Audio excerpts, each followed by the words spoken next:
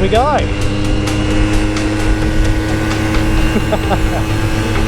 Oh, these little two-strokes do make me laugh. So she's super bouncy. I'm probably exceeding the weight limit of the bike, I would imagine, but we're going. How fast, I'm not sure. I would estimate probably 40 kilometers an hour. Fuel gauge is either accurate and we're just about empty, or the fuel gauge isn't working. Hopefully the latter. Might have to have a little more of a look at this thing.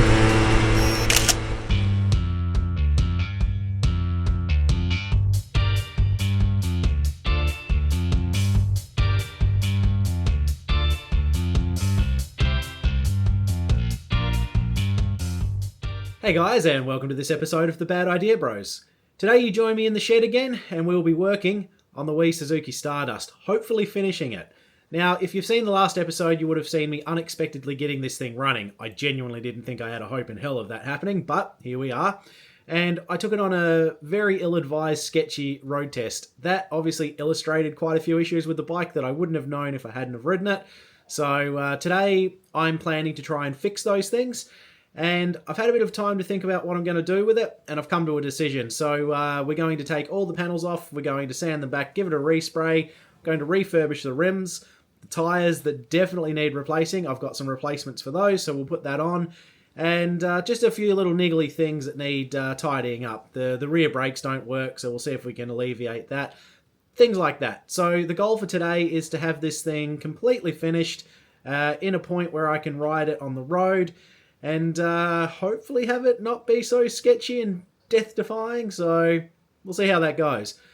But guys, there is a lot of work to do today, so let's get into it. Alrighty, so on film the paint doesn't look too bad, but in actuality it's pretty rough. You can see where they've sprayed over the original stickers, and it's just all a bit chopped up. We've got marks pretty much on every panel, and there's previous damage, like these scrapes, that's just been painted over, and you probably won't see this, maybe you will. There's some points of really bad fiberglass repairs, so I'd like to alleviate that. The paint itself, the colour is quite nice, it's just the application isn't the best, so we need to start by going backwards to go forward, so let's strip this thing.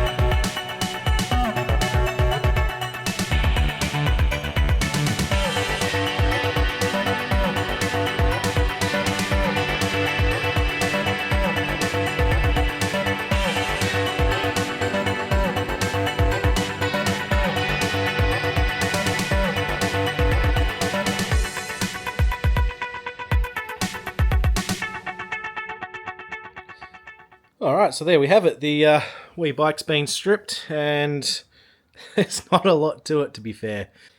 And that is one thing that I do enjoy about the scooters, is that you do not need a lot to be able to work on these. I'll put an image across the screen now. These are the tools that I needed, and you can see that there's very little there. So with those few things, I was able to take off all of the plastics, which you'll see now, and we've obviously got the bike torn back to what it is there in the background. So going forward, guys, I think I'm going to have to address a lot of the cracks in the plastic. There's some random drilled holes that I'd like to fix. That's going to take a bit of time, and the filler that I'm going to use for that's going to need some time to actually set. So I think it's probably smart to do that as first. From there, we might look at doing the wheels. We'll get those tyres changed over. Now that everything's off, you can actually see just how badly dry rotted those tyres are. So there's a wee bit of tread left on them, but they are rock hard, and you can see the cracks. Dangerous, just not worthwhile keeping on there. So we'll fit some new tyres to the rims. We might refurbish the rims as well. I've got some paint for that. So yeah, that's the next steps, guys. So let's crack on. Alright guys, so this is where the majority of the work's actually going to lie with this scooter. We've got 3 basic types of repairs that need doing. You can see that there's some random holes that are drilled in these sort of areas. Now, no idea why they're there. They are frustrating, so I would like to fix them up. I've got some grey filler. It's actually an epoxy, a metal bound one, so it is made for fixing metal parts, but for this it'll be totally fine as well. The way I'm going to do these is there's a little bit of a lip on the outside where these have been drilled. I'll clean that up, probably just with a blade. I don't plan to spray over the grey actually like the two-tone, so we'll keep that. It's just everything from the blue up that will be sprayed, so this grey will stay as it is. So I'm going to have to be a little careful how I repair it. The plan is, as I said, to clean the little lips up on these, and then I'll put a bit of smooth tape over the top of the holes and fill it from the back side, and I'll just force the filler in so that it does actually take up these holes. Now, the second type of repair we've got is this type, which is the most common on here. You can see that that's split and starting to come off. Now, again, I'm not painting this part, so I'm sort of stuck with what I would do. Normally, I'd run a little groove across the crack, fill it with just super glue, actually, for these plastics. Usually works quite well. Put a bit of body filler over the top and then paint it. But because I'm not painting it, I can't really do that. So I'll do the reverse. I'll do it on the inside edge and just bevel the edges on the crack, fill it with glue, and then do that in probably 2 layers. I won't worry about doing body filler because you won't see what's in behind. Now, the third type of repair, which is going to be the hardest, and the reason that I'm starting with this, bits like this where there's stuff missing. So obviously we've got a considerable crack here that does go all the way up the blue paint there. Because I am painting this, I'll fix it in the way I just mentioned, which is just bevel it, fill it with glue, and then a bit of filler. Now the hard part is these missing bits.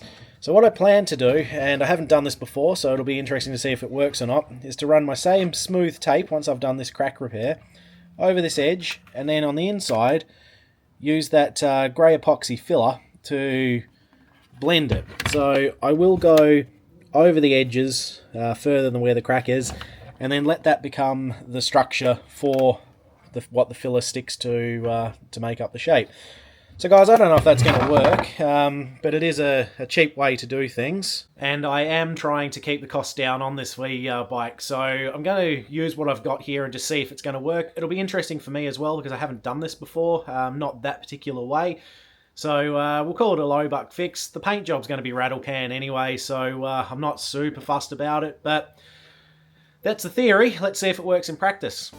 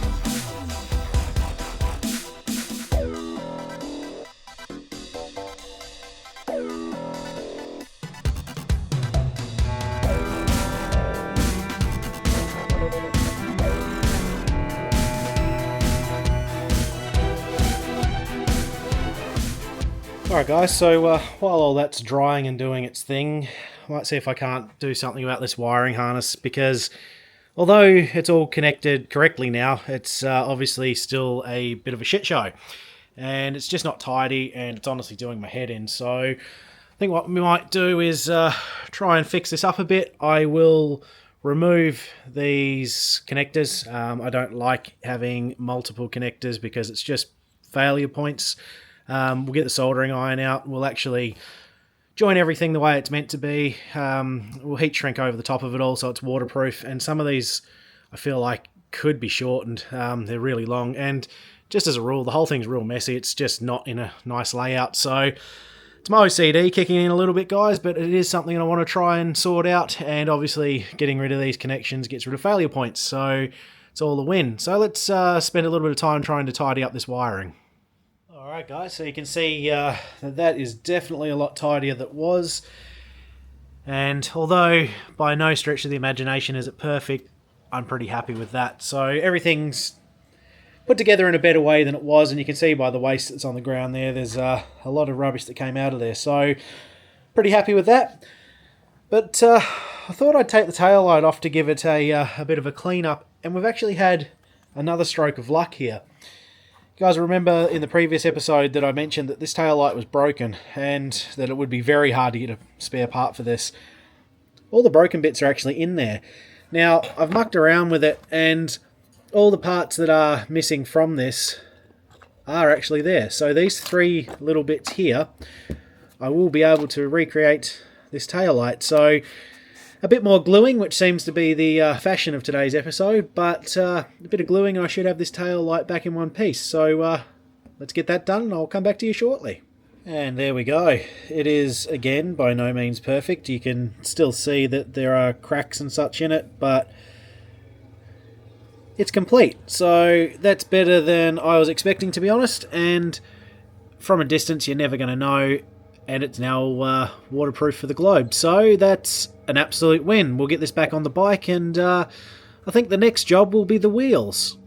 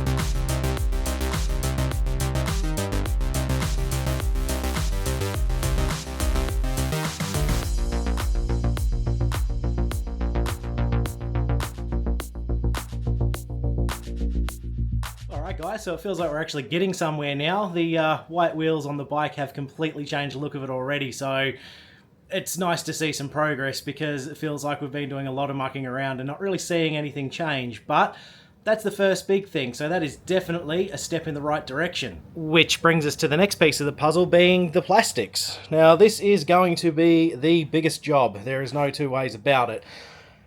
Pretty much what we're going to have to do is mask up from below the red lines so that it's all covered and safe, and we'll start sanding back the blue on all of these panels as well as all of these horrible repairs. This leg shield is going to be the majority of the work on this one because a bit hard to tell, but there is a bit missing from the corner of that. We've obviously got the horrible repairs, the whole corner of that side is missing, and the key surround has been cut out of it for some reason. So we've obviously done the repair on this. I feel like that's going to be close to set, so we'll peel that off and see if that's worked. If it has, I might replicate the way I've done that on this as well. But guys, there's pretty much just going to be a heck of a lot of sanding to do. Bit of more panel work, bit of filler and such, and yeah, many hours. So let's do this thing.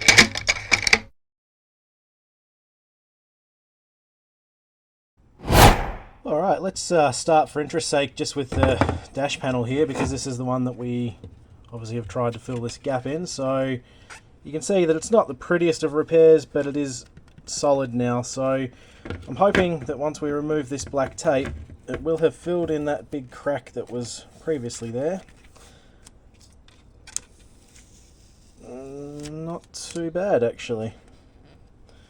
Not too bad at all, and that's given us some material there that we can use to finish this edge. I am going to have to run over it again, do a little more filler just down this main crack here, and there's a couple little spots there, a little bit in the top there that hasn't quite filled in properly, but it's actually worked pretty well. It's quite smooth as well, so that's it's not a bad way of going about things. There are just a few imperfections, but I'm really happy with that, and we do have enough material there to sand. So I'll refill that little bit with some new filler and put that aside, and we'll start sanding on the other components.